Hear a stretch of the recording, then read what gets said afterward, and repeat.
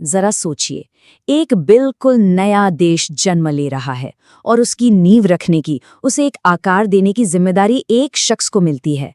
ये थे जवाहरलाल नेहरू, जिन्हें हम अक्सर आधुनिक भारत का निर्माता कहते हैं। एक पल को कल्पना कीजिए, साल है 1947। सदियों की गुलामी के बाद भारत आजाद तो हो गया है, लेकिन बिखरा हुआ है, बेहद गरीब है। तो ऐसे में इस विशाल देश को एक साथ जोड़ना और उसे तरक्की की राह पर ले जाना, ये सारी जिम्मेदारी आ गई थी नेहरू के कंधों पर। तो सवाल ये उठता है कि इतने बड़े काम को करने के लिए उनका प्लान क्या था, उनका ब्लूप्रिंट क्या था?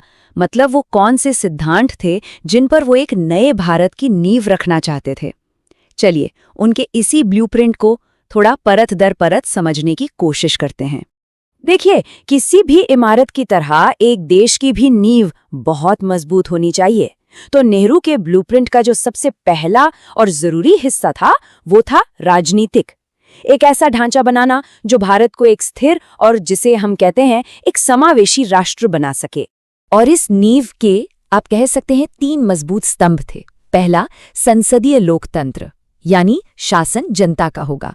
दूसरा था धर्मनिरपेक्षता, सीधा सा मतलब है कि सरकार का कोई धर्म नहीं होगा और कानून की नजर में सब बराबर होंगे।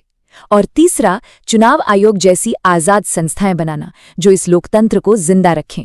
जरा सोचिए, उस दौर में जब कई नए नए आजाद देश तानाशाही की तरफ जा रहे थे, ये फैसला लेना वाकई में एक बहुत बड़ी बात थी। तो राजनीतिक नींव तो रख दी गई, जो बहुत जरूरी थी, लेकिन भूखे पेट लोकतंत्र नहीं चलता, है ना? इसलिए नेहरू के ब्लूप्रिंट का अगला हिस्सा था भारत का आर्थिक विकास। वो ये बात अच्छी तरह जानते थे कि असली आज़ादी तो औद्योगिकरण से ही आएगी, और इसके लिए उन्होंने एक, कह सकते हैं, एक अनोखा रास्ता चुना, मिश्रित अर्थव्यवस्था का मॉडल। अब ये क्या था? देखिए, ये न तो पूरी तरह से समाजवादी था और न ही पूरी तरह से पूंजीवादी। ये एक तरह का संतुलन था, जहां स्टील, ऊर्जा जैसे जो बड़े बड़े भारी उद्योग थे वो सरकार के हाथ में थे, और वहीं छोटे और निजी व्यवसायों को भी आगे बढ़ने का पूरा मौका दिया जा रहा था। ये मॉडल आप समझ लीजिए एक तरह की जुगलबंदी जैसा था। एक तरफ था सरकारी क्षेत्र जो पंचवर्षीय योजनाओं के जरिए देश का पूरा औद्योगिक ढांचा खड़ा कर रहा था, और दूसरी तरफ था निजी क्षेत्र जो इसी राष्ट्रीय योजना के दायरे में रहकर देश के विकास में अपना योगदान दे रहा था। मतलब रास्ते अलग अलग थे, पर दोनों का लक्ष्य एक ही था, देश की तरक्की। अच्छा, देश के अंदर तो ये सब चल रहा था, नींव रखी जा रही थी, पर बाहर की दुनिया का क्या? उस समय पूरी दुनिया में शीत युद्ध यानी कोल्ड वॉर का माहौल था। एक तरफ अमेरिका, दूसरी तरफ सोवियत संघ। पूरी दुनिया इन 2 खेमों में बटी हुई थी। तो ऐसे में नेहरू के ब्लूप्रिंट का तीसरा अहम हिस्सा था इस बटी हुई दुनिया के मंच पर भारत के लिए एक आजाद रास्ता बनाना। और ये इसी सोच से जन्म हुआ गुटनिरपेक्ष आंदोलन का, जिसे हम नैम भी कहते हैं। नेहरू इसके मुख्य संस्थापकों में से एक थे, और इसका विचार बिल्कुल साफ था। सिद्धांत सीधा साधा था, हम न तो अमेरिकी गुट का हिस्सा बनेंगे और न ही सोवियत गुट का।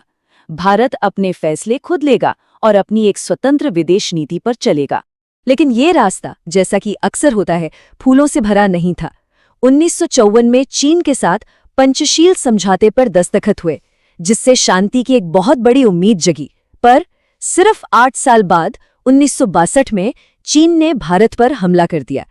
ये युद्ध नेहरू की विदेश नीति और उनके भरोसे के लिए एक बहुत बड़ा, बहुत गहरा झटका था। चलिए, अब आते हैं नेहरू के ब्लूप्रिंट के चौथे और शायद सबसे दूरदर्शी हिस्से पर। उनका ये पक्का मानना था कि अगर भारत का भविष्य बनाना है तो वो विज्ञान, प्रौद्योगिकी और शिक्षा में निवेश करके ही बनेगा। और उनकी इस सोच का सबसे बड़ा उदाहरण है उनका एक बहुत ही मशहूर कथन।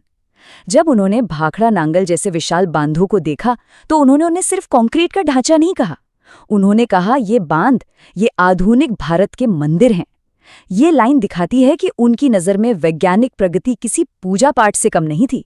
और हाँ, ये सिर्फ बातें नहीं थीं, उन्होंने अपने इस विजन को हकीकत में भी बदला। IITs, एम्स और परमाणु ऊर्जा आयोग जैसे संस्थानों की स्थापना की गई। सच तो ये है कि ये संस्थान आज भी भारत की वैज्ञानिक और तकनीकी शक्ति की असली नींव है।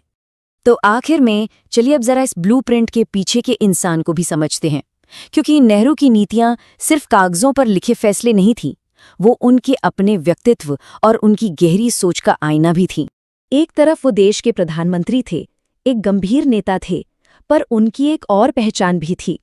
बच्चों के प्रति उनके लगाव, उनके स्नेह की वजह से उन्हें पूरा देश प्यार से चाचा नेहरू कहता था।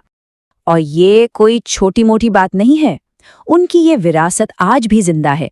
उनका जन्मदिन 14 नवंबर आज भी पूरे भारत में बाल दिवस के रूप में मनाया जाता है। ये एक तरह से हमें याद दिलाता है कि देश का असली भविष्य तो बच्चों में ही है।